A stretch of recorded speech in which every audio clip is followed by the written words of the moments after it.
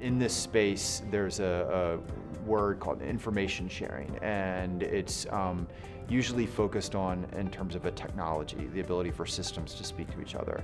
But the value of events like this is the people side of information sharing.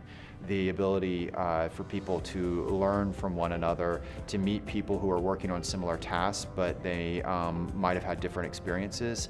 So to me, that's the value of convenings like this. What I spoke to today at the conference was the overall trends that are shaping the world of technology and security in the future. And they break into essentially three areas. The first is the rise of a series of game-changing, disruptive, revolutionary, however you want to describe them, technologies that will reshape business operating environments, questions of opportunity, efficiencies, to war, to your home life. However, as exciting as these technologies are, they present another trend, which is they open up new vulnerabilities. The issue of cybersecurity.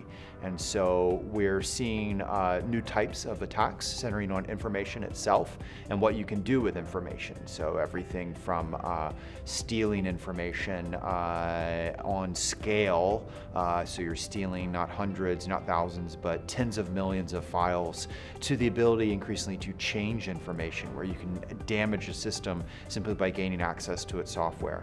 And we're seeing now both government and the private sector targeted in terms of cybersecurity for a wide variety of reasons. So the threat environment has changed. I think so much of this is that people might have a handle on one certain aspect of technology, but there'll be some other part of it that they think is sheer science fiction, and yet it's already real. The need to be aware of them and start to modulate how we do business in reaction to them. If we're not aware of how the world's changing around us, then we will fail. And we know past examples of that, and we can see that need now as everything accelerates around us.